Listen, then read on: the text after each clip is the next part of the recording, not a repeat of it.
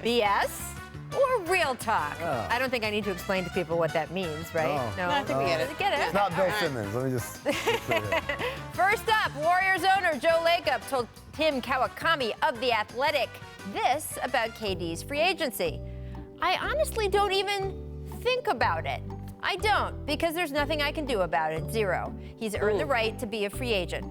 Ramona and Amin, he doesn't even think about it. Is that BS or real talk? You have cards in front of you. Ready? One, two, three.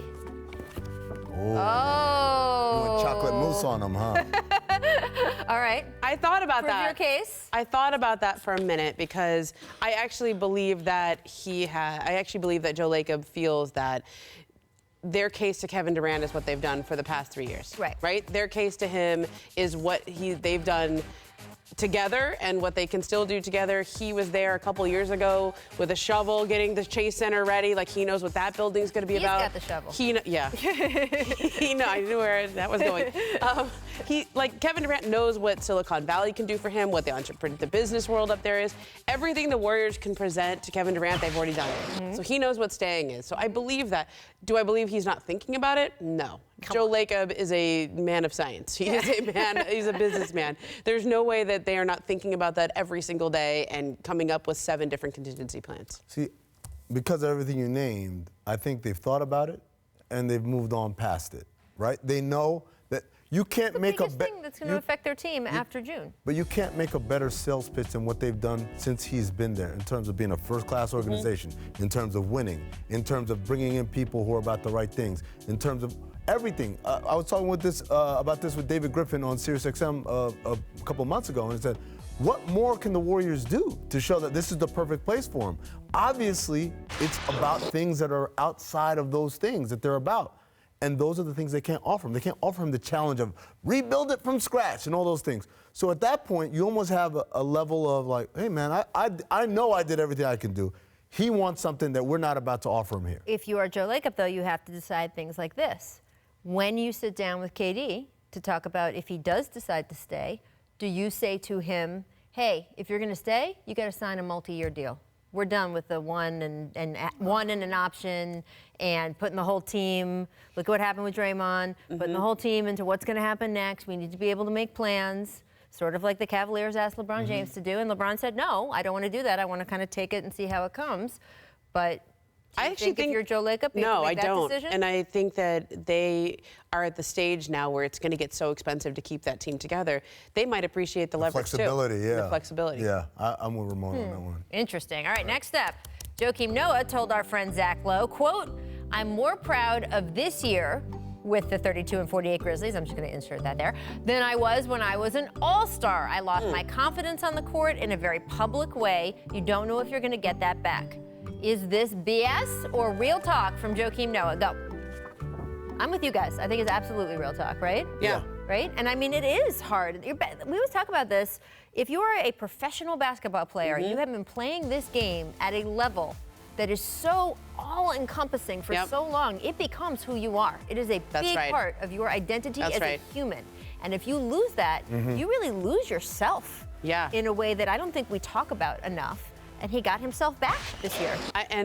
He had, I don't want to say a charmed life, but this is a man who won 2 national titles in college. He had great success in the NBA. He was a popular player all around the world, right? Like, everything had come, and easy is not the right word for it. It didn't come easy for him, but he had not failed in a very public way. And then when you fail and then bring yourself back up, you know exactly how far and how hard that was to get there. Because you know what you lost and you're getting it back. And when you're just ascending and ascending and ascending, like, it's like, oh, this is what's supposed to happen, right? I mean, he got yelled at by Tibbs for years, so things weren't but his trajectory was always going up. And so this was, and when you go down, there are so many people. Oh, yeah. That's it.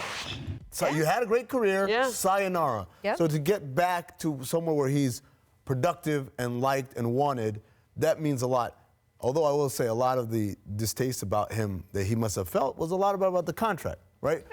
Some players... And the public belly flop in New York. For minimum, he's great.